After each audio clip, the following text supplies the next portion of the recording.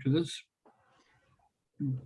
Just to let everyone know, my email account's been compromised somehow, so I have none of your emails are getting through to me since about early this morning. So Cloud9 is going in and trying to figure out what happened to it, but they've shut it down and they're gonna redo my securities tomorrow morning. But if you're sending me emails, I'm not getting them right now. Okay. Good to know. I've been trying to send you money, but that's okay. We're live, folks. Just a reminder, are we having a different link for the next meeting? Or are we gonna just? Yes, it's a separate link. We will end this meeting and then you'll have to go out and start the special council meeting through a separate link. Okay. I thought I have seen it. Okay, thanks. Okay, we are live and I'm going to call the meeting to order. Time being 3 o'clock. This is a special council meeting of the town of Gibsons for March 8, 2022, being held electronically. And we are honored to gather on the unceded territory of the Squamish Nation. And once again, I'd like to open this meeting with a declaration that we, the town of Gibsons, stand with the Ukrainian people in this conflict with Russia. We have an agenda, several items, and I'd like to first of all ask for approval of the agenda. Councillor Kroll, Councillor D'Andrade, thank you. All in favor of approval? And also ask for receipt of all of the reports, recommendations on the agenda. Councillor Ladwig, Councillor D'Andrade, all in favor? Thank you very much. So this is again a continuation of our budget meetings, and the information today will help us move us further towards May the 15th, when our budget has to be approved. And this is, as you can see, corporate officer and the director of finance going to be presenting to us today. So for item 3.1, I'd like the director of finance for the 2022 preliminary general operations budget update number 1. Thank you, Mr. Mayor. So this is a follow-up to the information that was presented on February 22nd, which was the first time council committee had seen the preliminary general operations budget. And this version, update number 1, incorporates feedback from the committee. And so since that meeting, this budget has been revised to reflect the direction provided by council, as well as some additional operational items that are identified by staff. And so I've listed them on my report. I'll go through them quickly. So this version includes the extension of the COVID community grant program that council requested be entered again this year. So for $20,000, that program is available again and incorporated here. Over on page 2, this also reflects the annual funding for the House Sound Reference Guide. And so this 22 budget reflects the town's proportional phase 2 funding of $1,200 per year. And this is a 5-year commitment, and we're beginning in 2022. And so that's now being reflected. I've also updated the budget to reflect the new annual funding for the Sunshine Coast Hospice that council wanted to put in place. And this is a new line item that will provide more consistent funding to the hospice from the town of Gibsons. We've also revised the student bursary line to top it up to $2,000, and that'll now include $1,000 for each of the local schools, being the Elphinstone Secondary and the Gibsons Alternative School. I did do some adjustments to some rental revenue and some other recovery revenue that I hadn't included, so I was able to put a bit more money there. And then I also finally did an operational adjustment to operational requirements. And so we currently have some policy and contractual obligations that are required to be reviewed, and we're reviewing them currently. So additional funds have been allocated to make sure that the town has, town has sufficient staff and operational related resources required. And so these changes result in a revised projected surplus of just over $100,000. And so as you remember, this is funding that's available for, that's going to stop shortly, has been available for to help fund part of the capital program. And that's going to be coming to you on March the 15th. And then also later in today, we've got the future policing costs, as well as the tax burden analysis, and then of course, any other items that council wants to discuss or bring back to the future committees. And so for next steps, after today's update, is the general fund 5-year capital projects plan. So that's going to be next Tuesday, March 15th, regular committee of the whole. And then after that, staff take in any updates that are requests that council wants us to include. I gave you update number 2. This is on March 22nd, and then we'll also bring back the 5-year capital update at that time as well. So that next steps is listed on page 3 of my report. So open to any questions you might have at this point. Thank you. Thank you very much. And council, any questions on this update? I have a couple, if I may. You'll recall at the last meeting, we talked about keeping funds in the budget for perhaps a special event in town, just a celebratory event, given that we are hopefully going to be through COVID and be able to get out in the public. I met with last week with Kevin Crofton and Peter Hill, who were the 2 coordinators we had last year for Music in the Landing. They would like to carry on again this year, and they did an admirable job last year, and I certainly would recommend that. I also talked to them about the idea of keeping in mind that we want to look for maybe a special opportunity or a special celebration during the year that would be outside of the budget of the Music in the Landing, something that we could do to bring the community together. One thing that they've come back to me on that with is the idea of BC Day, when we could get Nearly Neil from Gambier to come over and do a concert in the park. You know, his cost for him and his band to come over is $3,600. So it's outside the normal scope of an event with Music in the Landing. But I don't know if you've heard him or attended any concerts that have been held here. They're always very well attended and greatly appreciated by the community. And BC Day could be a great opportunity to kind of have that reopen. That's when we would normally have had, I believe, the Sea Cavalcade would be in that time frame anyway. Would be a great opportunity perhaps to have people over. So I just bring that to you as an opportunity out of that additional funds we set aside. So Councillor DeAndrade? Thank you, Mayor. Yeah, that's a good suggestion. It's not a concern. My only point is I've heard him. I almost feel that like he caters to older crowd. And I'm just wondering, what about the rest, right? The youth and stuff that I don't think they're going to connect with him. I might be wrong, but when I saw him was actually at the Legion. And, you know, the attendance was quite, I mean, he's fun, but, you know, it's a kind of old songs. I don't even know if so anyways, is there a chance to bring someone else more to cater to? There could be. They had approached him. He'd say he's popular. It's a matter now of finding somebody to book on relatively short notice. Yeah. In time frame. So that he had said some of the bookings will need to happen very soon. So the popular bands won't be. So the popular bands will already be booked. So that just put it as an opportunity for council.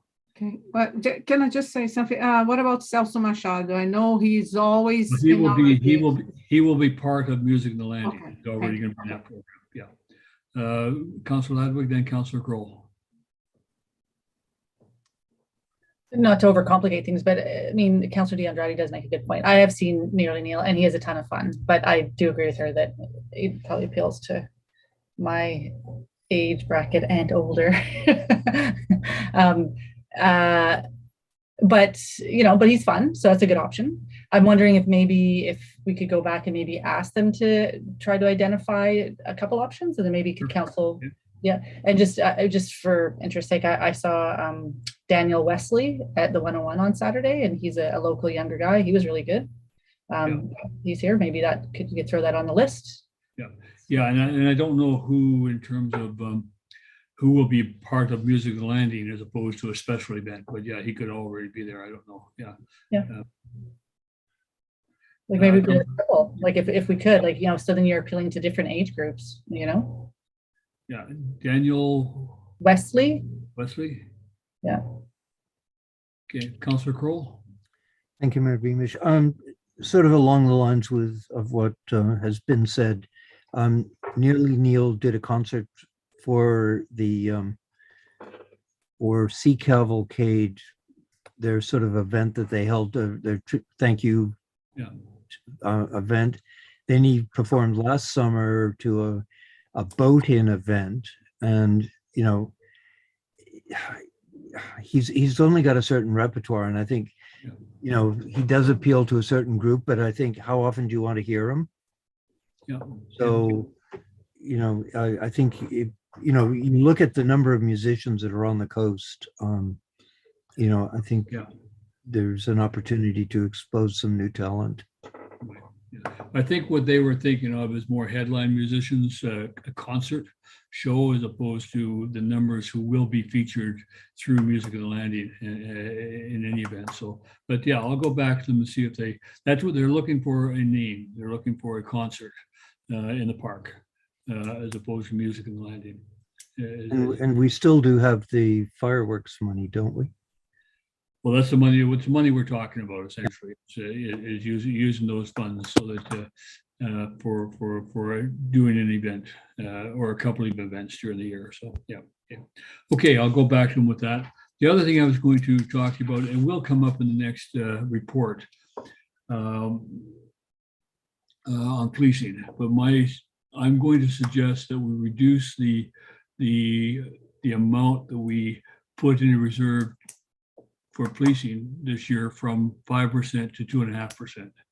And that is approximately $80,000, $90,000 going to go back into the reserve, into the surplus that we will probably need for other things, but also recognizing that's $90,000 going to go into the RCMP reserve too, sort of thing. So, I'm just not sure whether 2022, a year of recovery, is a year of building reserves for 6 years from now. So, but we'll bear that in mind when you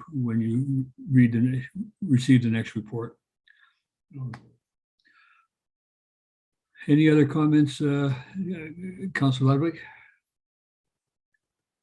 Yeah, I don't know if it would be reflected here or not, or maybe Director of Finance just hasn't gotten there yet, but I was kind of hoping to see that tree bylaw line item. I don't know if it's been if staff have had a chance to tease that out yet.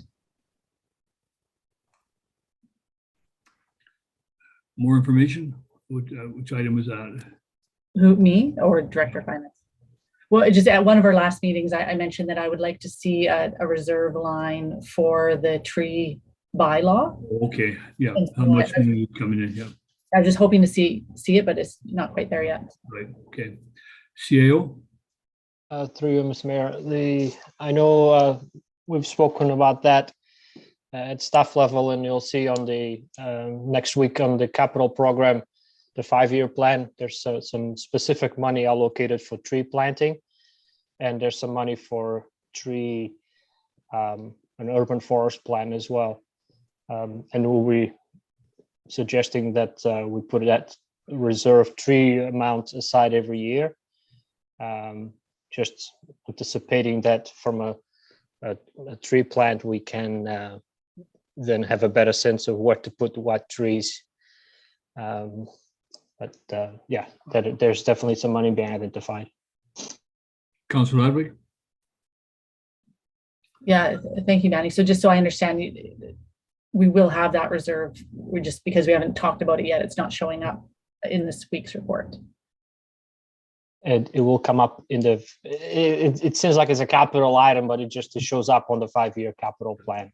Okay. Rather than, that's over and above any type of allocation done in the operational parks budget for the trees that would normally be replacing on what we already have.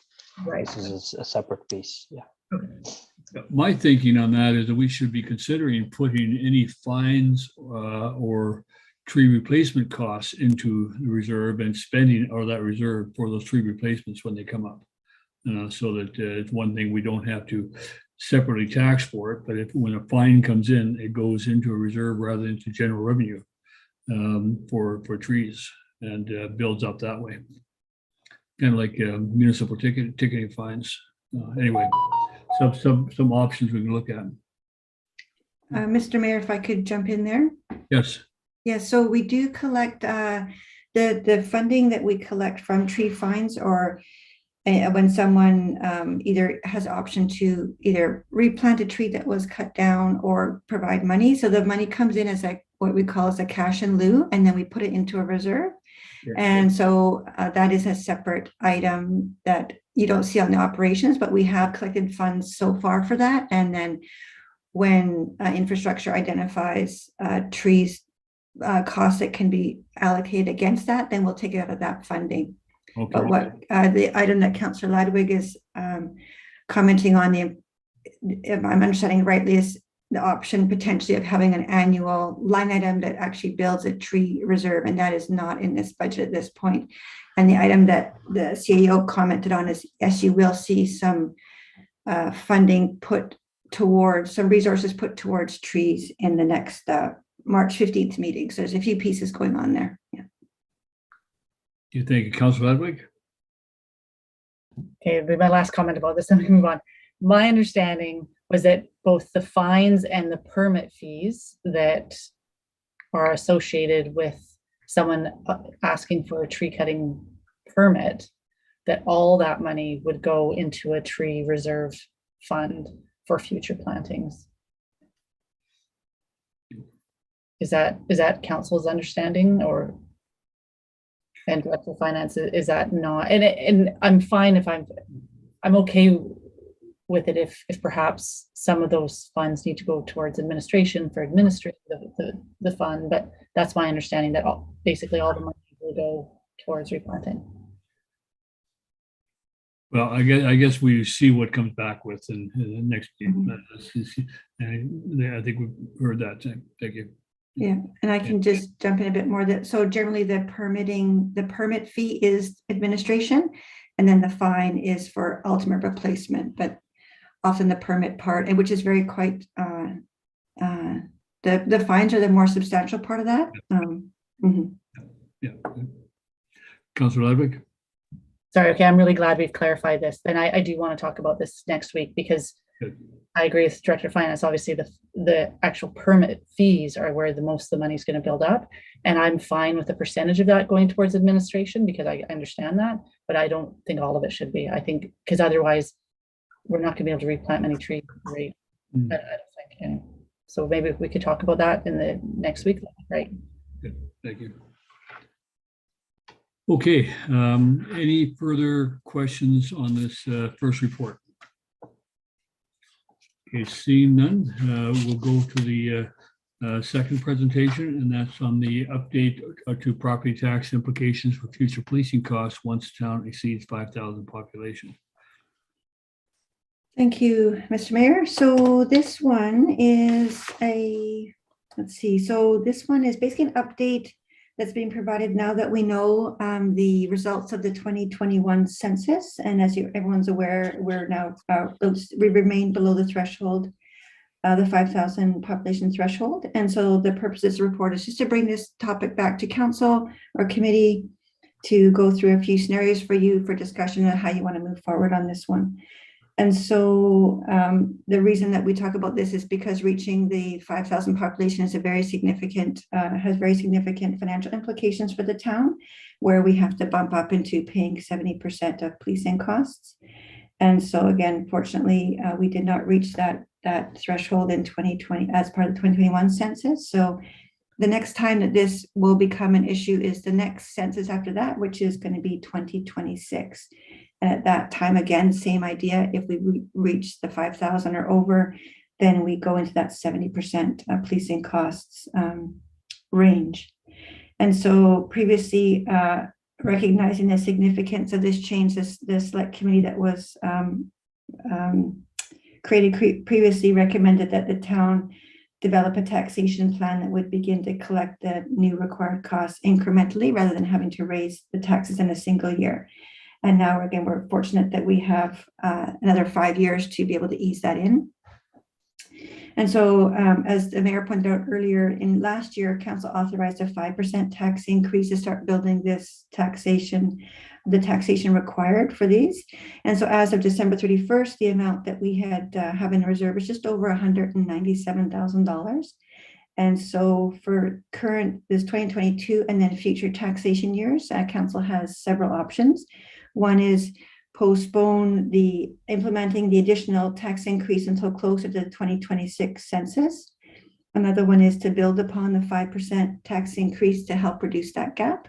Another one is to continue with the annual 5% tax increase to reach the taxation level required in 2027. What I didn't include was an option to adjust that original 5%, which I'm hearing the mayor might want to talk about. So my apologies for not including that scenario in this report. But I will go through the three scenarios just to give you a sense of what that would look like. And so scenario one would be basically maintaining that 5% level, which is already included in the ops budget, as the mayor mentioned earlier. And so if there's no additional increases over the next 5 years, that 197 will continue to increase annually by about 185,000 per year. And then in 5 years, we will have a reserve, which we can draw on, but that's just one-time money, and there'll still be that gap. Scenario two, you could build on the last year's 5% tax increase to reduce the gap between now and the next census. And so you could, this would be basically continuing to phase in additional taxation, maybe, not 0, but not 5%, depending on what you might do. I did do an example of a 2% annual increase over the next 5 years, and that would build a reserve up to about $500,000. That would continue to increase the annual amount per year by about $500,000, and there would be a significant balance on hand at that point, and that would help bring the gap, help bridge the gap, but there would still be about a 15% tax increase gap that would need to be dealt with at that time. But that reserve funding could be used at that point to float in a little bit, but it would only again cover a most of 2 years to help that. So scenario three would be to continue with the 5% each year, and that would basically be continue what council started last year. And that would basically at this point, depending on how the policing costs come in, of course, in 5 years, based on the scenarios I provided, which was, also based on the previous select committee report, that would basically close that gap. It would result in 185 going every year, 1,000 every year, and it would get quite a significant surplus in those 5 years. And the benefit of that is that at that time, there would be very little, if any, gap from an annual funding point of view, but we'd also have significant reserves on hand to help bridge any increased costs that we hadn't factored in or any unexpected capital costs that relate to that building. So, there's, pros and cons to each of the scenarios for sure. So on page 4, the table, I just showed you the effect of each scenarios in terms of the funding gap and what kind of balances would be on hand under each scenario. Table 5 showed the scenario impact on the average property owner. Of course, a 0% increase this year, additional to the 5%, has zero effect. 2% would add $23 to the average residential property, and a 5% would add about $57,000 to an average residential property. And so again, I just provided those as examples, some scenarios, just to bring the topic back to council for discussion and to get a bit of direction as to what you want to do going forward. So if you have any questions, I'd be happy to hear it and open to hearing what you might want to do for policing. Thank you very much. Councilor D'Andrade? Thank you, Mayor. I was thinking, I know our sewage and water have been increasing every year, and it would be 26 that we would reach the threshold that we don't need to increase anymore. I mean, we would increase inflation-wise, but we don't have the jump. And I wonder if this could help, because I feel like, I know it looks like just $57 if it's the 5%, but everything is escalating and our taxes are going to be escalated too. So I wonder, and then considering if we get to 5,000 minimum, there will be another 115 households average, right? Because we are 2.21 per, right? It's going to be an increase of 200 people, something like that, 200 something people, 240, I guess. So I know it's not a big deal, but perhaps we would even have 300 households. So that will be a little bit of offset. But I wonder if when we stop paying, having this increase in the water sewage, if we could, continue now the increase, which will be the 5% with the police. And then right now we would maintain the 2%. I feel a little bit nervous with all this increase of 5%. Thank you, Councilor Red. Other thoughts? Councilor Lumley and then Councilor Crowell. Yeah, Mr. Mayor, I know you said that you want to decrease it and you said that we might need it. Like, do you have, like, what were you thinking? Like, what was your? Well, my thinking was go to 2.5%. Right now, we have a 5% already in the operational budget for this year. And we're already, you can see, whittling away at the surplus. So I'm thinking that we can, instead of a 5% increase, we put a 2.5% increase and put another $90,000 back into surplus, because I think we're going to need that for some capital projects. And we can take a look at this on an annual basis and go back next year and say, well, no, now we're in better shape. COVID's gone, and we're looking. I still remain somewhat surprised that we didn't make 5,000 this year, but the 200 empty homes probably helped us at census time. I don't think we're going to be so lucky next time, but I know there's different views about that. But that's you just have to take a look at the 50 rental units we have on the books up on Venture Way and other projects coming online. That those are going to have to be occupied at some point, and it won't take very much to tip the balance for us. So, but I think that as we are 5 years out, I think that when we already have 197,000, put another 90 in there this year, that puts it over 200, almost approaching $300,000 in a reserve, and we'll continue to grow it. But I think that in a year of recovery for businesses and residents alike and seniors, not everybody is getting the 5% increase this year in their revenue, but they're certainly going to get an increase in taxation. So, Councillor Crowell. I personally, and this is the guy who hates to see his taxes go up, but they do. But I think it's prudent that we keep, building that reserve, because when the meter finally is turned on, what we've built up in reserve is only going to cover that cost for that year. And then the next year, it's going to be the full whack. Yeah.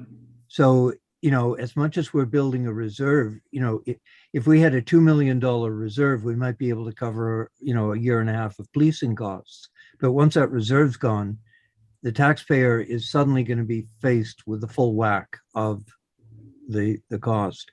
So I think it's prudent to keep building the fund. It's, we know that if nothing else, the costs aren't going to go down. Question for Director of Finance. Is your analysis in these tables and your report here based upon a 5% increase annually, so that that would be built into the budget, and then next year we would have a 5% increase, and that would be so that by the time we get to 2026, 2027, that we would actually be taxing almost the full amount that we are required for policing? Yes, Mayor, that's scenario number 3. And so that would be basically bridging that gap. But I do want to bring that, Councilor D'Andrade made a couple of points I wanted to raise or confirm. The one thing, so I kept the analysis really simplistic in terms of, I shouldn't say simplistic, but in terms of I kept the numbers, broad, so $1 million per year. So there's going to be some, changes between now and then. So not really sure the cost. But what I did not include was, again, because trying to keep it just from to get a sense of where council might want to go, I didn't reflect any increase in additional homes contributing. and also the inflationary cost of the percentage tax increase per year. And so this is a conservative estimate in terms of how much we need to increase between now and then, but those will add in. So as we get closer to 2027, those effects can be added in, and maybe the gap won't be as, maybe we won't need a total of 30% over 6 years. Maybe it's only going to be 25 or 20, just hard to say. So there is some room there. Again, I just kept this relatively high level just to get the conversation going and get a sense of where council might want to either meet in the middle, go part way, that type of thing. And it also assumes, like the mayor mentioned, that we would reach the next 5,000 population in 2027. I guess there is a slim chance in 2026 that we stay below the 5,000 again, and then we'd have 5 more years. But this was based on, again, conservative approach, that the next census we would actually hit that mark. So, Councillor Ludwig. Yeah, I support the mayor's suggestion of 2.5%. For all the reasons that you've already said, because it is a recovery year, because I do think we've got some capital projects that it would be nice to see completed or made progress on in the shorter term. I think that if we get to that point in 5 years where we're seeing that a few extra percentages need to be built up, maybe they could be feathered in, or you could start to gauge that as you start to get closer.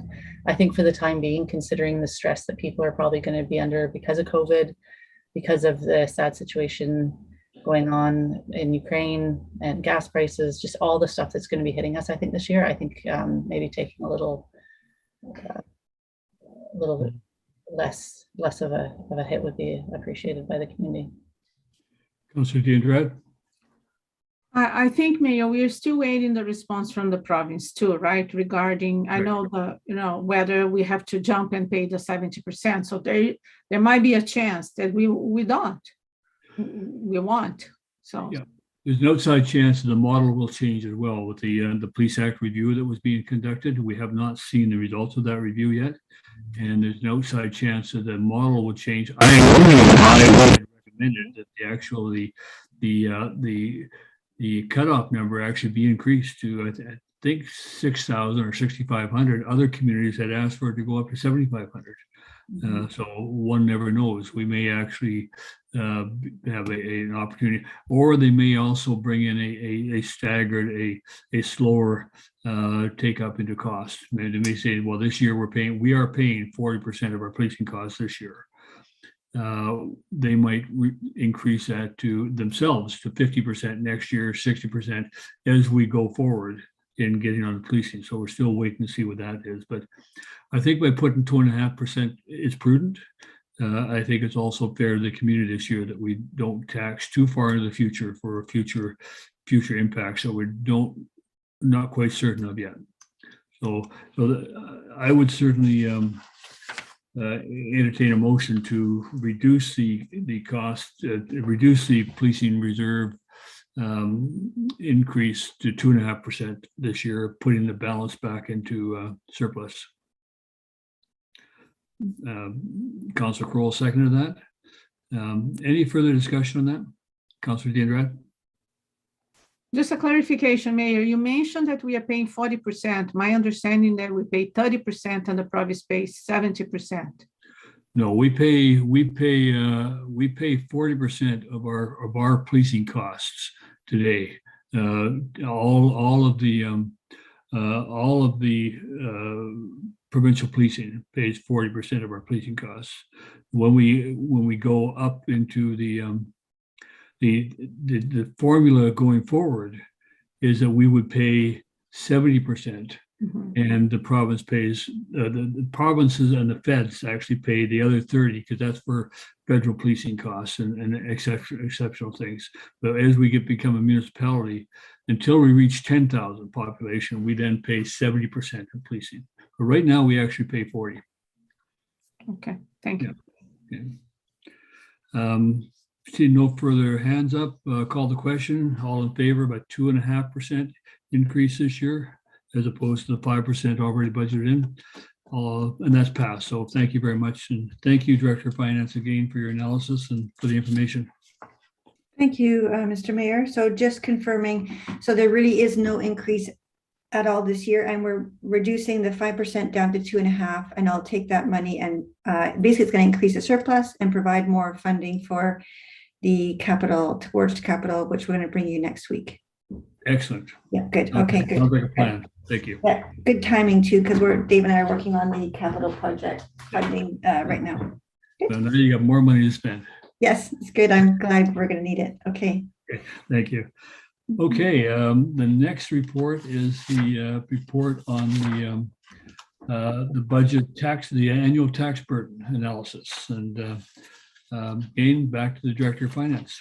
We're not going to let you go home yet. No, okay. Thank you, Mr. Mayor. All right, so this one is this is one of the annual reports I bring you this time of year. And so this is about the tax burden, annual tax burden for the committee's review. So this report is based on the completed roll assessments from BC Assessment and the final rates. We get a revised roll in late March. And so the final tax rates will be based on that. But at this point, I have to go with the completed roll. And there's generally very minor changes between the two rolls. So this is a good base to use to have this discussion. And so under the town's financial plan, there's several objectives, and one of which is to ensure an appropriate tax burden between Class 6, which is business, and as compared to Class 1, which is residential. And the burden is the amount of taxes being paid by one class as compared to relative to other property classes. And so in 2022, the assessments have a big swing on impact on tax burden. So in 2022, the average residential assessment increased by 28.5%. The average commercial assessment increased by 13.4%. And so what this means, what happens is it results in the tax burden for commercial properties continuing to shift to residential just because of the way the assessments changed. The relative increases this year, it affects the way the burden is allocated. And so this change between basically the difference, the way that the increases were, and because they weren't exactly the same, the changes in relative assessments on its own supports the financial plan objective to make sure that there's an appropriate tax burden for Class 6 as compared to Class 1. And so in 2022, based on the completed roll, based on the changes of assessments, currently Class 1 residential properties will pay 71.92% of the taxes collected, and this is an increase from 71.4% last year. Class 6 will pay 25.9% of taxes, and this is a decrease from 26.4% basically. And if you look on page 2 of the report, I'm showing this in a couple different ways. So the top grid there at the top, it shows all the percentages and numbers. So if you read that left to right, the highlighted lines there. So Class 1, in 2019, Class 1 paid 69.2% had 69.2% of the tax burden, compared to business at that time had 28.62%. And you can see as you move over to the right, now in 2022, that 69.2 for residential is now increased to 71.9. And the residential has been slowly decreasing steadily from 28.6 back in 2019 to just under 26 in 2022. And so to help sort of show that as well, I put it in graph form. So you can see on the graph there, the bars, the red bars show, illustrate the tax burdens for residential. And you can see there's a slowly trend increasing to the right, which means the tax burden slowly increasing. And the green bars represent the commercial, and that shows a decreasing trend. So you can see over the years that shift is happening. This year it happened naturally with the changes in relative changes in assessment. And as mentioned, the trend is being the way that the pending any significant changes in the revised roll, which again we rarely have big changes in the revised roll.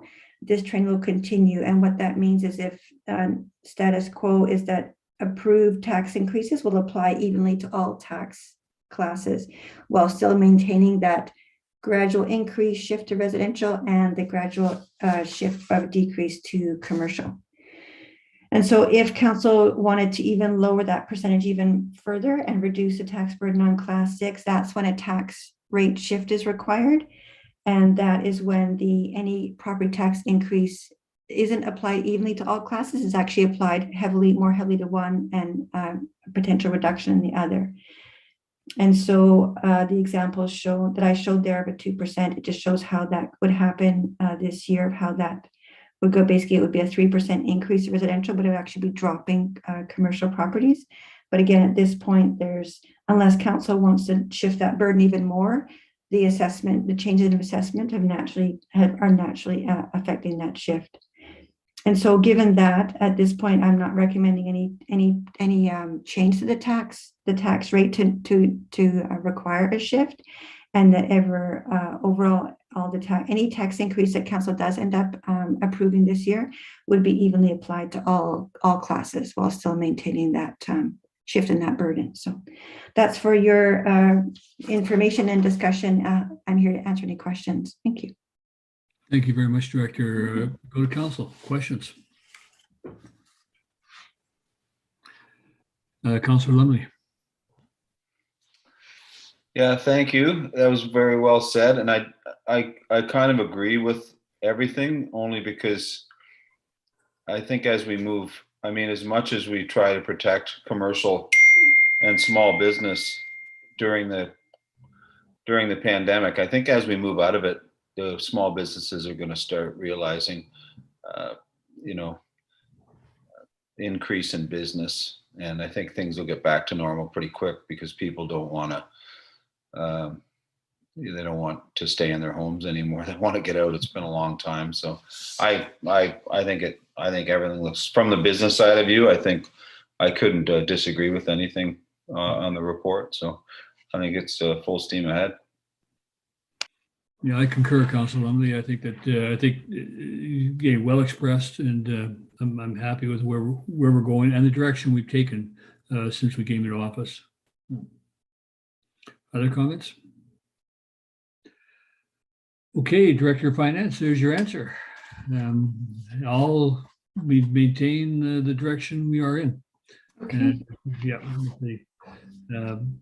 I think it's the right direction. I think it sometimes loses an explanation when trying to explain it to businesses for some sense, and when they think that we're charging them more. But I think that we need to just understand that, and they need to understand that. I don't know if it's worth having a FAQ at some point, or information on the website at some point that businesses can look at, or sending something to the Chamber of Commerce and just let them know that this is where we are and this is how the taxes are dealt with, and how they affect businesses, so they can answer or put it out to their members. But perhaps something like that could be thought about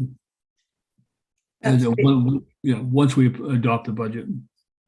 That's really helpful. Yeah, it is. It's sort of I was trying this year to show it in different ways, because it is, a lot of numbers and a lot of, different ratios every year. But to me, the trends is really where it's helpful to show. So I'll talk to Elizabeth, our communications coordinator, and after things have settled down, and just see if there's some way that we can maybe help show this, highlight this, or not highlight, but show this in our communications, maybe on the website, just as a reference for future, if anyone is interested out there. Okay. Thank you. Generally, when we put information out to the taxpayers with tax time, we're putting it out to the residents, residential. We're not really putting a lot out to the commercial or the businesses in the same way. And I think it'd be helpful to provide that to them. That's good. Yeah, no, I'll definitely follow up with Elizabeth and see where we could potentially fit that in. Yeah, thank you. Thank you very much. Okay, I think you're off the hook now. We're going to move over, and we're going to talk to Rebecca, our corporate officer, for a while. And the first item is the Council Chambers Audiovisual Upgrade Project. Thank you, Mayor Beamish. I don't know if everyone's had a chance to read the report, but this project is arising directly as a result of the changes that have happened as a result of COVID.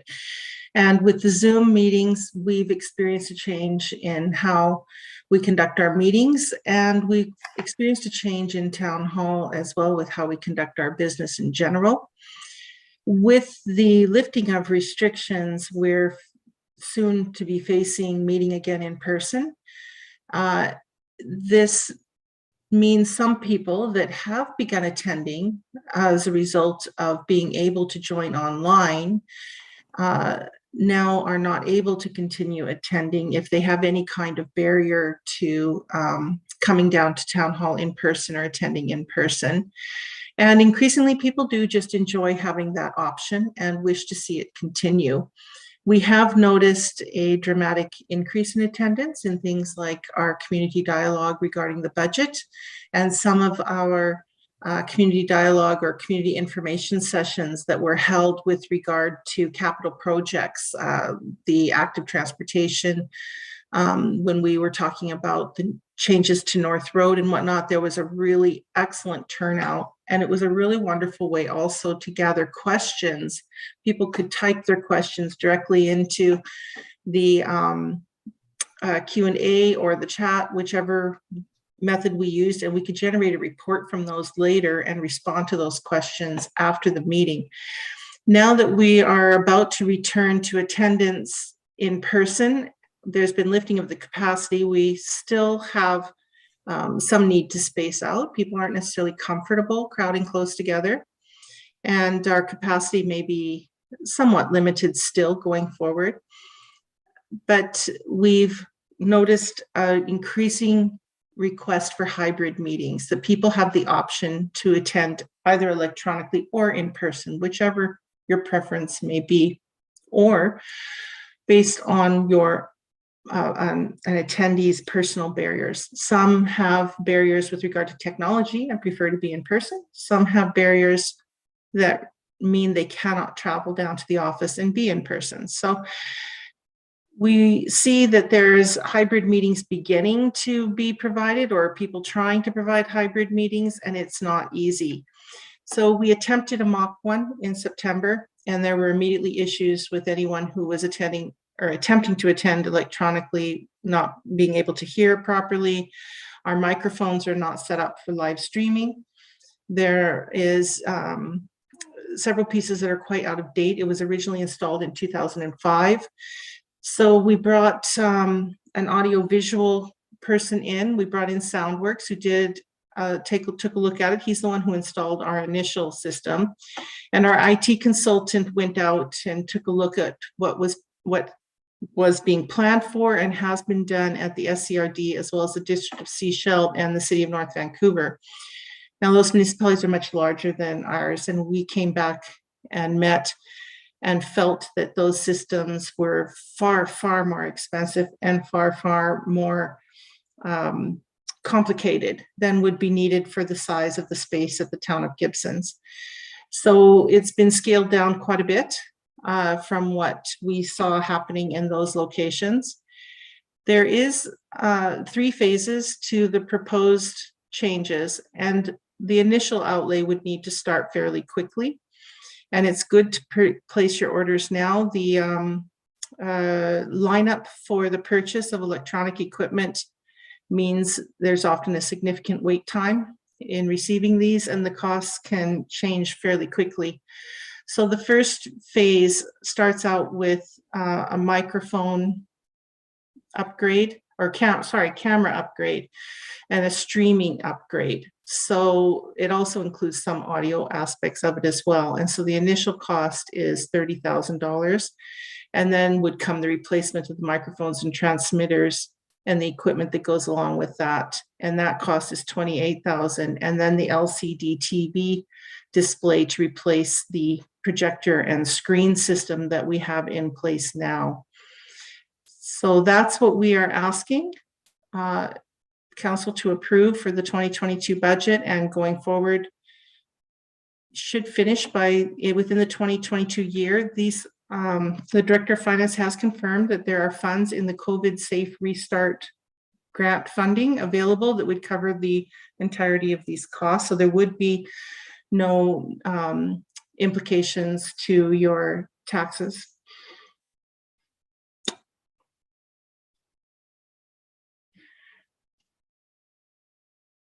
Mayor Beamish, you're muted.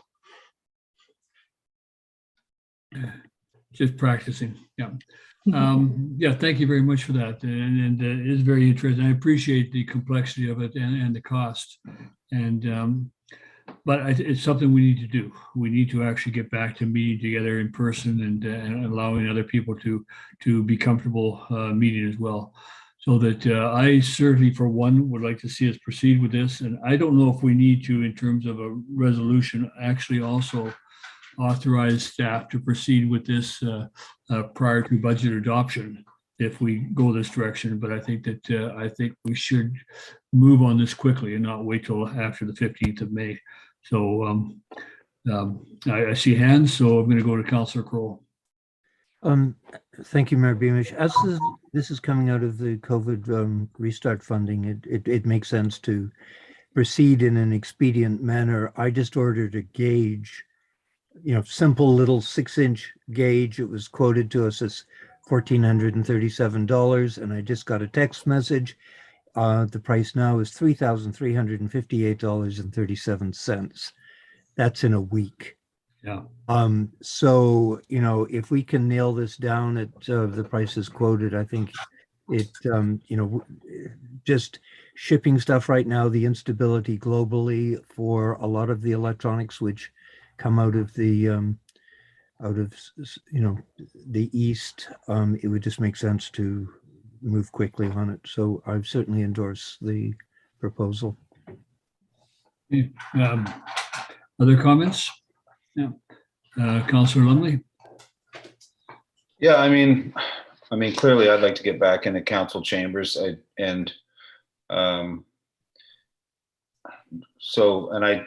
think the more people that can be present at a public meeting, the better. My question would be, what type of effect, if any, or should we be considering any type of effect that it'll have on our procedural bylaws? Like, I mean, if someone's in council chambers and has an inquiry, but if someone's online, like, I mean, at what point, because I know North Van has like a pretty strict system of, like, you pre-apply to have your inquiry heard, because you can't hear every inquiry, because then it goes over the procedural bylaw, the time limits that are set. Not that we abide by them, but that was my question. Like, how would those people, and would they have to visually be present? Like, I just don't know how effective it would be for people that, and we see it sometimes on our meetings, even on Zoom, they're saying, well, I don't know how to get my camera. Sorry, I can't get my camera. But the thing about computers and not being seen and being heard is it like empowers people like to a different degree. So I'm worried about that a bit too, right? I wouldn't want to see, when someone's present, there's a little bit more, there's going to be a little bit more pressure for them to be professional and obviously treat people with respect and be cordial. But sometimes when somebody gets behind a computer and that can slide away a little bit, but anyway, those were my questions, as far as procedure. If I could just comment on that, because I must say I have actually, in the last 18 months or 2 years since we've been doing this, been very pleased with the respectful manner in which the public has participated in our meetings on Zoom. We do have a couple of people who will phone in because they don't have the technology access, but I really have felt that the process has been very respectful and to ourselves and to our staff during this process. I'm most concerned that we provide everybody with as much of an opportunity to participate in our meetings as we can, whether it's in person, on telephone, or on Zoom. And that the better we can do with that, the more transparent and the more democratic our process is. And I think that the example that has been used at the budget meeting we had last year, we had many people out to that. We set it up differently, of course, and had the rooms, as you'll recall, with our senior staff participating. But I think that I look forward to the time when we can have these separate meetings. They are more for our staff to administer. There's no doubt about it, because in addition to simply somebody being in the room for a meeting and just taking a video and publishing it. We have to also have somebody online managing the Zoom and everything else like that. But I really welcome moving in this direction. So I'm going to go to Councilor Diandrade. Thank you, Mayor. Yeah, I agree with you. I don't think we had any issue, and somehow it's easier. If someone is misbehaving online, it's just a click away. And if it's in chamber, that's more complicated, obviously. But I also don't anticipate that we have a certain numbers of inquiries, if you notice, right? Depending on the subject, but I don't think it's going to escalate drastically. I think my concern question is, if a counselor or staff, for whatever reason, right, it's not feeling that great. Nowadays, you cannot have any cold because people are going to be so scared. So allergy season is going to be a challenge.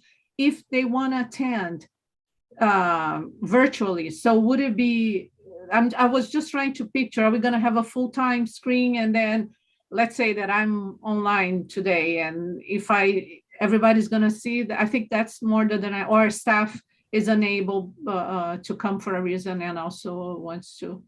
So that would be my only.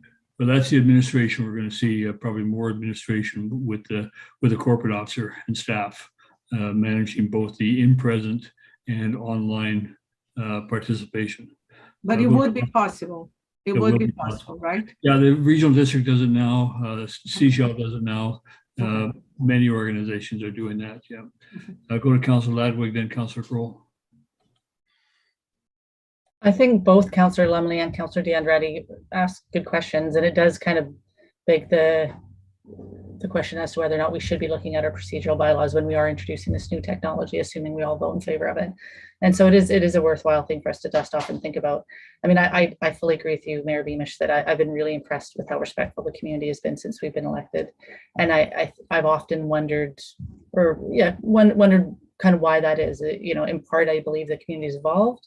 I think in part, we can thank Councillor Valeriot for his very thoughtful exit communication when he left office. And I think we can also, I think it's in part because of the projects we've had to deal with. But I think Councillor Lumley's correct in thinking that having some procedures reviewed is not a bad idea, because if we do have a contentious project in the future, who knows how that might evolve as well. So I think, I will be voting in favor of this, but I think reviewing the procedural bylaw is not a bad idea as well. I think the final recommendation there is that the council procedure bylaw be revised. That's the recommendation in front of us. So it being considered. Yeah. Well, but I mean the process that we use, yeah. Yeah, that can all be looked at. Yeah, certainly. I'm going to go Councilor Kroll and Councilor Lumley.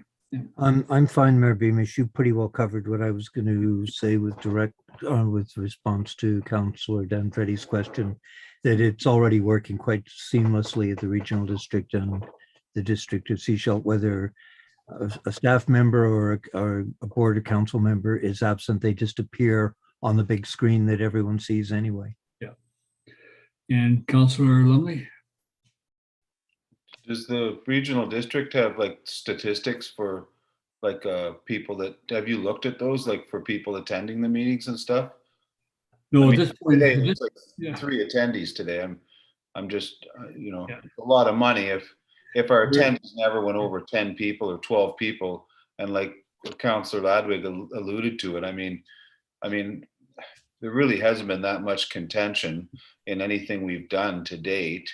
The George is, and so on and so forth. But I guarantee you, when Longman developments start digging down on the waterfront and a few of these other projects get going, it's going to be, I just want to be prepared for it. That's all. Like, rushing ahead to have like a staff member's face on a screen, well, that's great. But I mean, if what our average attendance is 30,000 or 40,000, whatever the final price is going to be, like, is it worth it?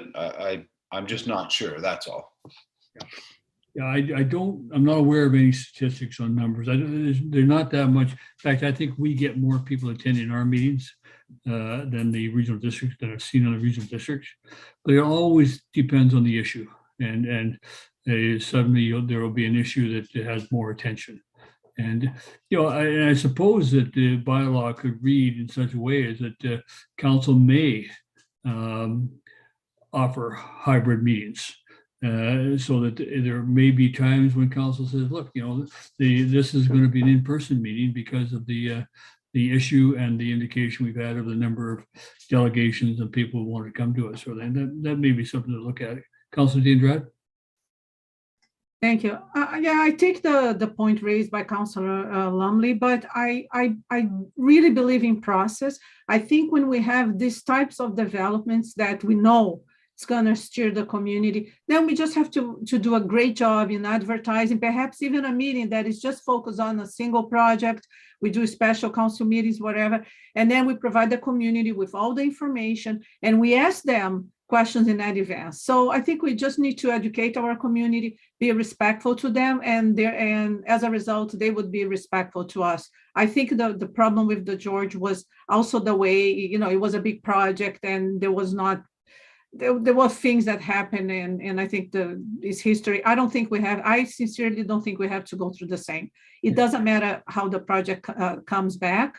Hopefully there has been positive change that everybody will love, but I think it's about process. I truly believe, and we need to get better when we have contentious projects. Yeah. Okay. I think if I could use an example, as talking to Councilor with Mayor Seegers today, they had a meeting, it was this week or must be last week, when she said that of her 7 council members, she was the only one available to attend in person.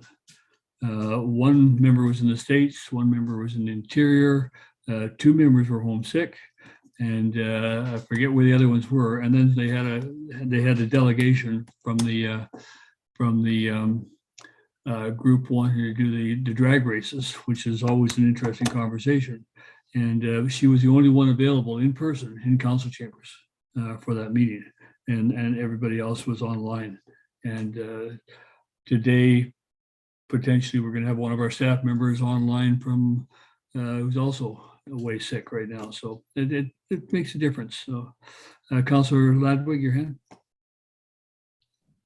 I was just going to say that you just rattled off 2 councillors that were away, and part of the reason they were away, like if I, as an elected official, I wouldn't go away necessarily and try to Zoom into a call, but we can do that now thanks to Zoom. Yes. So part of this has evolved as a result of all of this. So the ability to be present at all meetings. Yeah. In a different way. Yeah. Okay, we have recommendations in front of us, and that is that sound works be retained to complete phase 1 at a cost of $30,000, and that the money be paid from COVID Safe Start. I'm assuming that all of the funds for each of these 3 recommendations on funding will come from COVID Restart. Is that correct, Corporate Officer? That's correct, Mayor Beamish. Okay. Only the first one refers to paying the $30,000 from that. So that the second one is that budget allocated of $28,000 for the cost of phase 2, also to be paid from Safe Restart grant funding. And the third one is up to $5,600 for the cost for phase 3, also to be paid from COVID Restart funding. And that the council procedure bylaw be revised to enable continuation of electronic or hybrid meetings with council and committees. And maybe taking into consideration what I've heard here, maybe one area we want to have a really serious think about is whether or not we can continue with whether we would do a hybrid meeting for a required public hearing. That could be a little bit more complicated, and something to think about. Whether public hearings should be held, as we have in some cases for large public hearings in other venues, or whether that we want to see people come up to the front and make a presentation up to the microphone. So something to think about on that scale. So anyway, I'm going to call the question. All in favor? Okay, all in favor. Any opposed? Okay, none opposed. One opposed. Okay. Do you want that recorded, Councillor? Sure. Okay. And Councillor Brad, you had another question or comment? Well, Well, I think it's actually interesting because with regards to public hearing, I think the more people want to participate, and perhaps they can sometimes, but they Yeah. would like to. So I think we had public hearings online. I see no problem as long as we have like a good procedure by law and Yeah. understand that there might be a little bit of, obviously administration, but that's what, if you want to improve democracy, that's but I think start making rules. Oh, this public hearing, we're not going to be online. This will be, I think it's going to be kind of confusing in Yeah. a way. So The thing about public hearings is people do have the opportunity to submit things in writing to the corporate officer to be considered by council in making its decision. And so it's slightly different in that sense than just a regular inquiry or comment at a public meeting. So something to think about anyway. I haven't made my mind up on it. I just think you can have, I think of some of the very large public hearings we've had in the past, trying to balance the crowd and the telephone and everything else like that could be complicated, and the telephone and the Zoom. Councillor Lumley? Yeah, I can, I think Councillor DeAndretti's naivety, and it's fine, I get it. She's positive and she likes to think positive. But the last controversial thing ended up in people actually insulting and demeaning and racist comments and so on and so forth. And that was the ferry when they came by and asked all the councils, hey, what do you think if we tried this trial for like 2 months? And then the BC Ferries came back and said, you know what? We never want to negotiate with the Sunshine Coast again because of this rude behavior. I'm just saying, you have to be careful. Like I would say you can't hold a public hearing on Zoom. Like you just can't. It'll just be, there's gotta be some, anyway, I don't know. I mean, that's why I'm saying like your procedures, sure, you can just click someone off, but guarantee you they'll have a problem with that. Like you'll never hear the end of that, just like hitting the delete button on somebody. So anyway, you just got to be careful. That's all I'm saying. I think we've given the corporate officers something to think about. There's no doubt about it. And see what the bylaws say. Doesn't matter what it is. It doesn't matter if it's a George or anything else, believe me. Yeah. Councillor DeAndre? I just want to close the comment. Obviously there's some naivety. I didn't participate on the George, but the thing is, when people don't have confidence in the system, that's when things start falling apart. And we know the ferry, this is an ongoing thing. So the ferries, it's a atypical example in this regard, right? They have been failing to people for years to come, and then people vent. I understand that some comments were really pernicious and it's not a good thing, but I just say when we respect the public, we have more chance to be respected, and that's where I think we need to keep improving. And there will be always the odd person that will misbehave, but this is part of life. We just have a procedure how to deal. Unclick or invite them to leave or to behave. Anyways. Okay. Well, thank you. Good discussion, and we will see it come back. And thank you, Corporate Officer, for bringing this forward. I look forward to the day when we have these hybrid meetings and we are present at meetings. I think we should be present at meetings sooner rather than later as well. So as soon as we can do that. Okay, next item is records and information management, and back again to the corporate officer. Thank you, Mayor Beamish. Again, this is a situation that has an increased demand for electronic documents arising from our experience with the effects of COVID. And as staff began working from home more, it highlighted that a lot of our information is not readily available in an electronic format. We still relied very heavily on paper copies and actual files in filing cabinets in the office. And it slowed people down. And that's a new norm that's going to continue. There will be an increase in people who do wish to continue to have some days working from home, and the ability to do so has been highlighted now as a result of adapting to COVID. So we want people to be able to access information at the time they need it, in the right medium. And it also can actually make things eventually a lot cheaper. Paper is expensive, and the printing of some of these documents can be a phenomenal expense.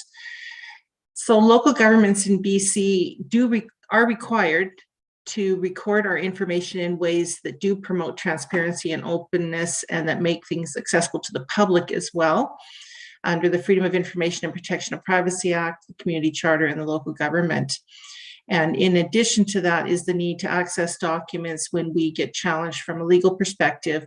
But beyond that, records management is about maintaining the chain of how the document is handled. It's not just the ability to show that we have the document stored and accessible, but that there's a chain of how the document's been handled that protects it from any kind of interference or change in the case of litigation or legal situations. There's also risks to local governments arising from loss through things like wildfire or natural disasters, and having documents stored electronically can help you to restore and pick up business with minimal disruption to your business operations, or we do our best to reduce the risk that there will be business interruption. So there's a lot of records management programs out there, and boy, was it ever like comparing apples to oranges. Tracy worked with me, and I'm really grateful for her help, and she helped with the drafting of this report. And she did a lot of contacting with the SCRD's system, so she knows the people there quite well and had some experience with their migration. And I liked what the corporate officer at the SCRD told me. She said, Rebecca, records management is a journey. It's not a project, it's a journey. And that appears to be true.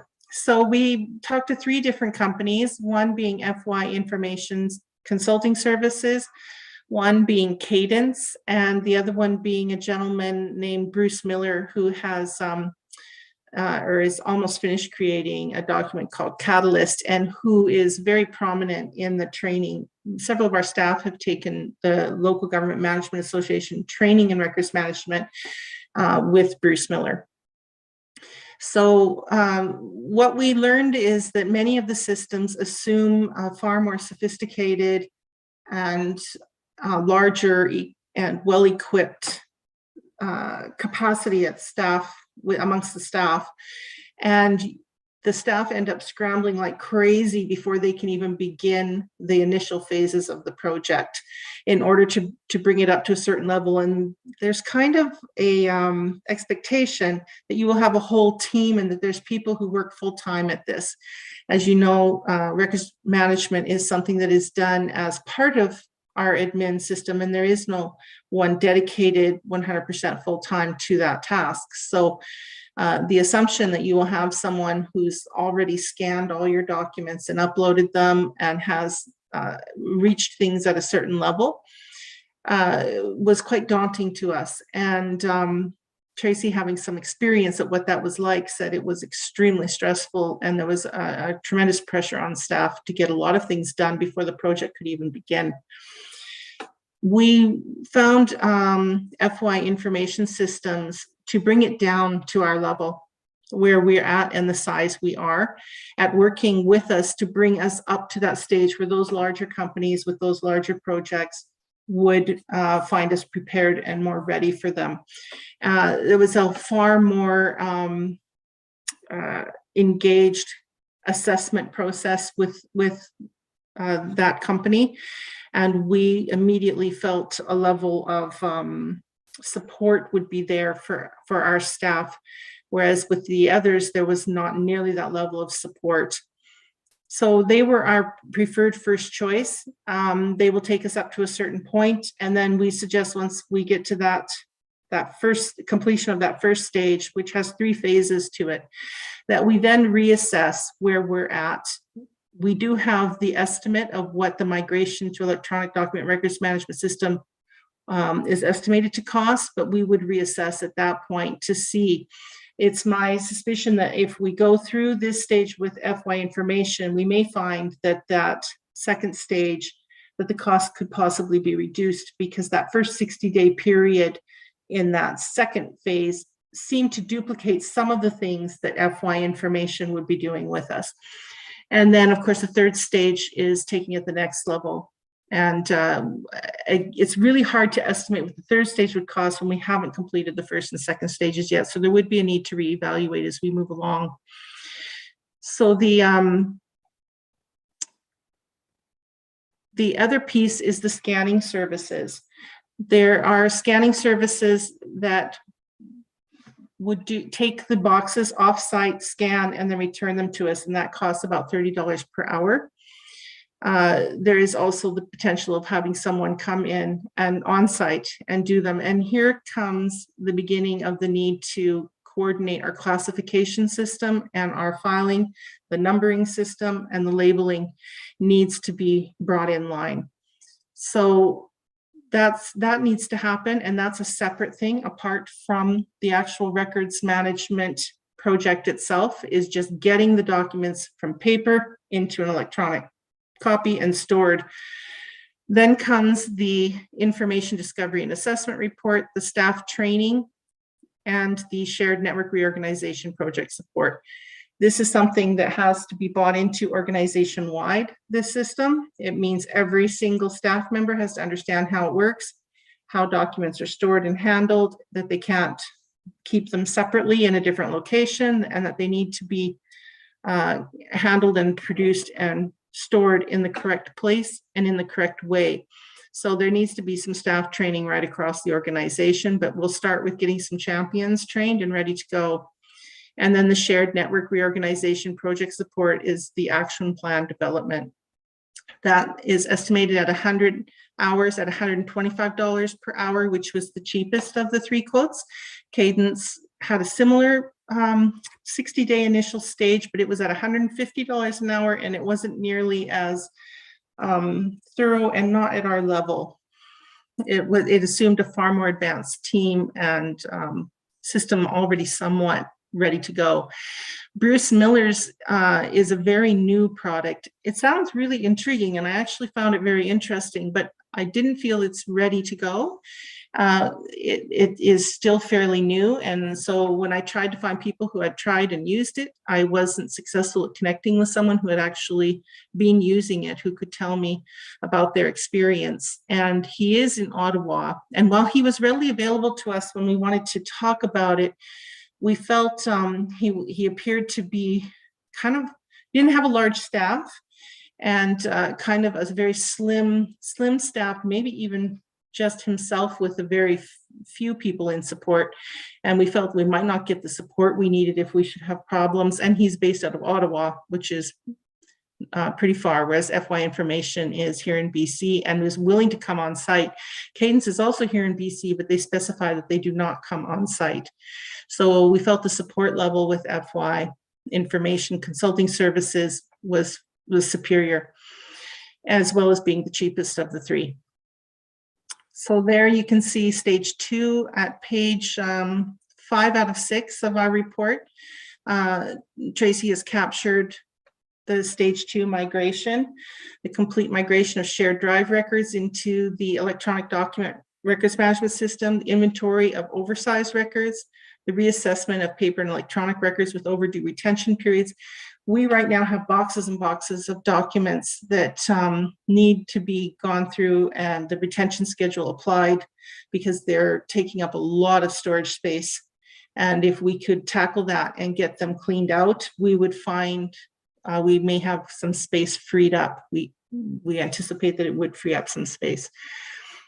And continued improvements to automate functions, create procedures, scan as-built drawings to increase the capacity for the building and engineering departments, and the main file room improvements. So currently our records are stored in the staff lunchroom downstairs, in the vault, where they can be locked and secured in the upstairs workroom. And then there's a locked room, two areas offsite. And there's a lot of work to be done. It's a it's a journey. It's not just a project, it's a journey. So I will return the floor to you, Mayor Beamish. And again, all of this The Director of Finance has confirmed that all of these expenses would be covered from the COVID-19 Safe Restart funding, all of them.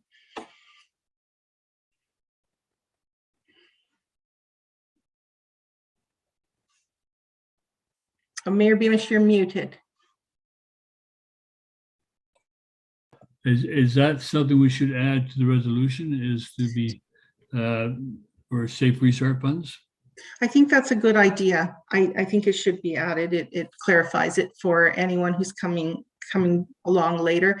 And I wanted to just open an invitation, Mayor Beamish, maybe to Tracy to see if she wishes to make any comments, and she did help co-author this report.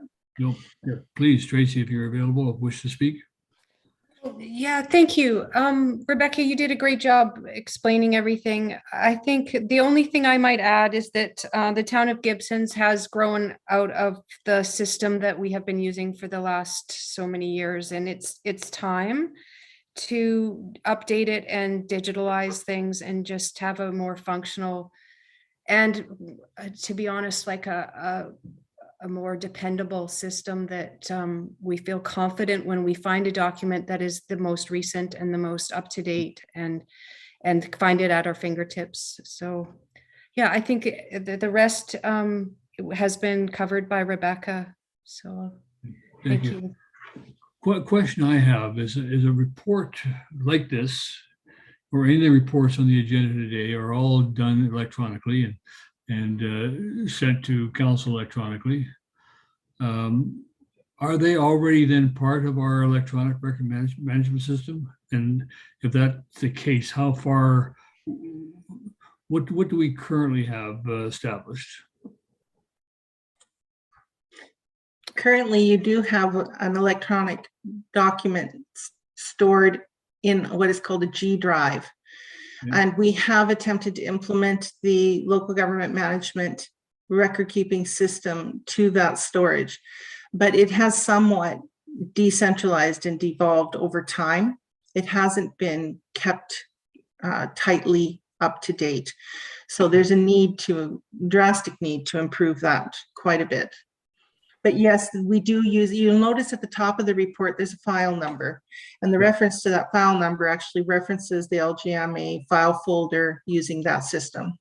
Okay, good. Okay. I think the first place to start is in my office for records management.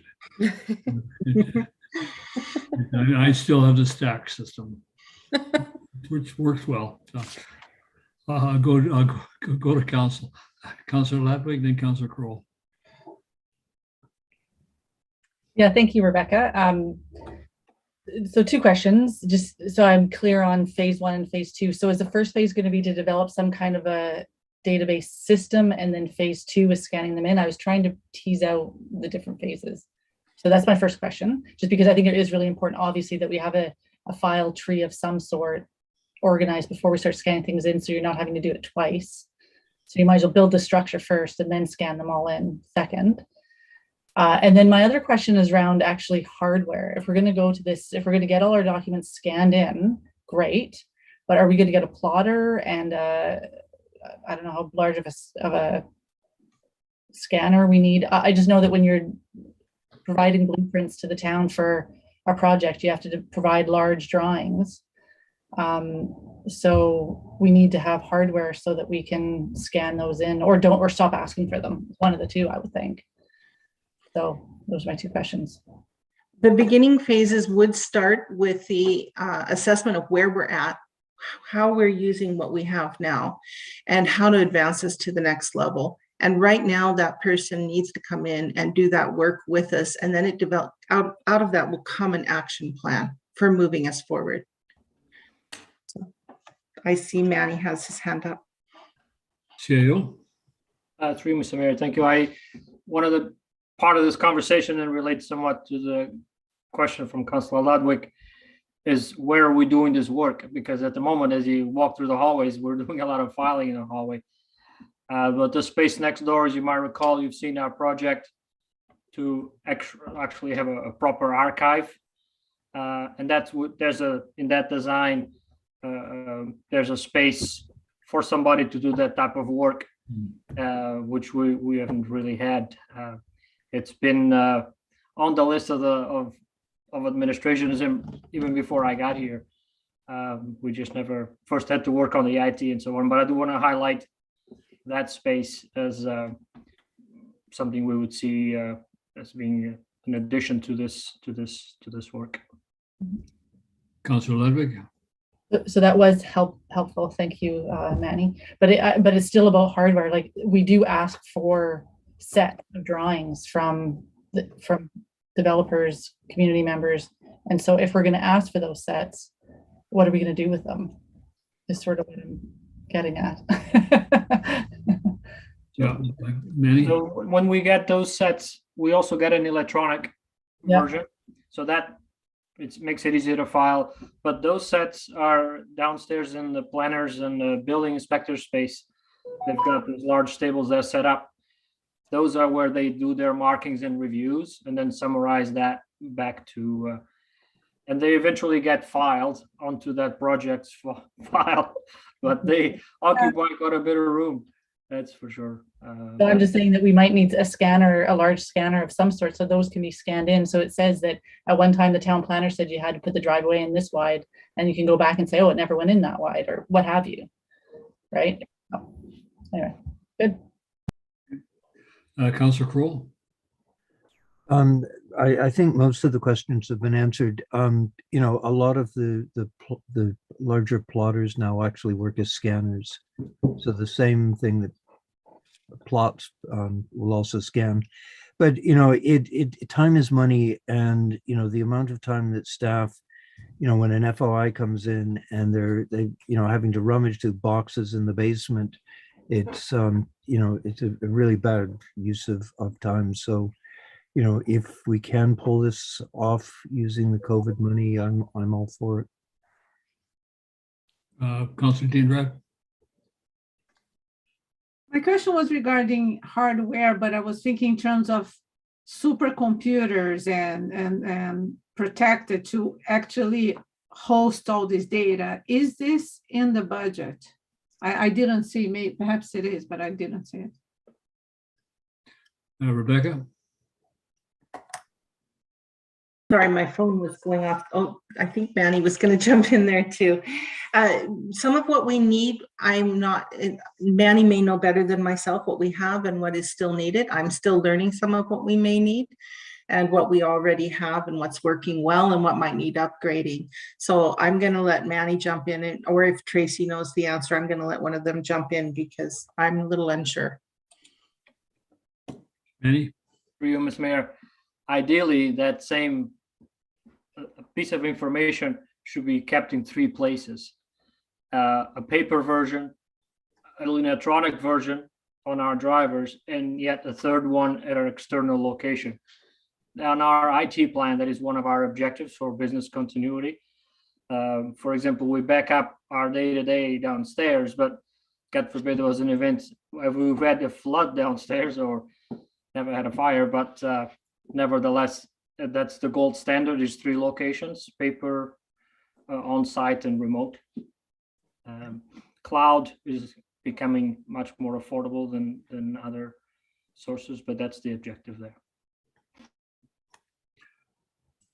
Okay, Council, I guess the only question I have, and it's to the Director of Finance, if we go ahead with this and we add in the resolution that it comes out of the COVID restart funds, that would be $245,000 of COVID restart funds that we've committed today.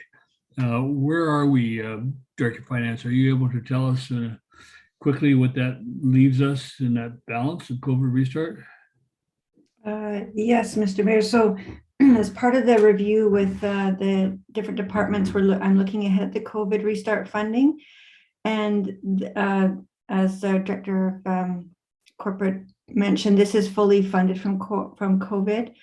We also do still have some funding available for potentially a phase 3 of the records management project.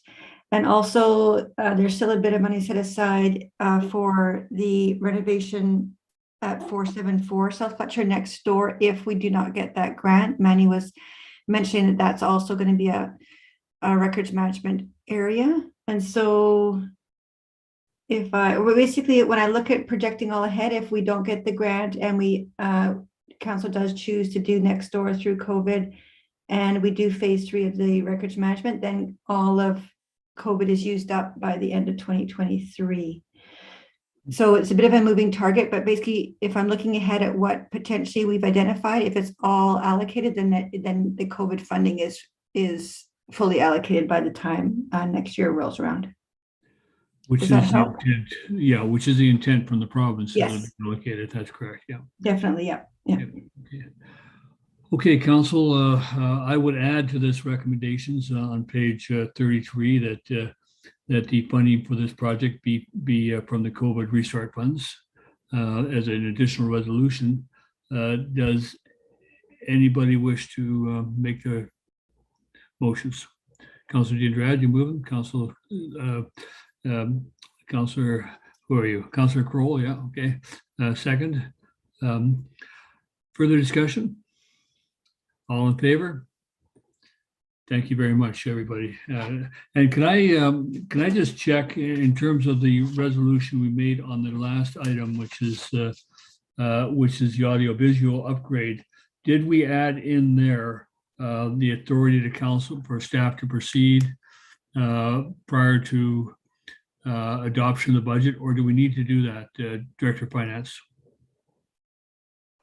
Thank you, Mr. Mayor. So my understanding is so basically by adopting both of those recommendations, once council adopts them, that gives me approval and the directors to spend the money. So really, once those resolutions are adopted, then that's the authority that we need. Okay. We will reflect those 2 projects in the listing that you're going to be receiving next week for the capital budget, and those will be category A, which is committed projects. So we'll put that in that category, reflecting that you're basically giving pre-budget approval to them right now, or will in next meeting. Yeah.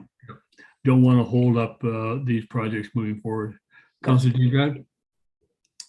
Thank you, Mayor. I just want to make a comment because when I read the agenda, I need to say all the reports were so well written and easy to understand, comprehensive. And I think this is very important because obviously reduce our questions, even though we still have questions, but also gives the public a chance to understand where the town is and how much work is involved. So I really appreciate all the reports were awesome.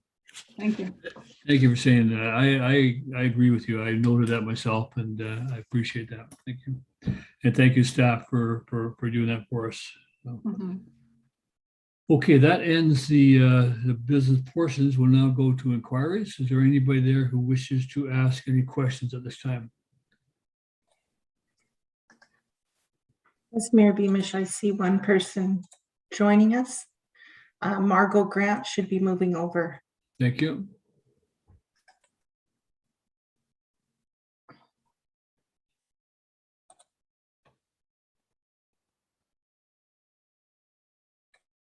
Yes, can you hear me? I can hear you. Yes, yes. We can't see you, but we can hear you. Okay, here's Welcome. a respectful inquiry from the public. On page 9 of the budget, under 26102-246, it says George Development Review, $10,000, and I'd like to know what the review is of.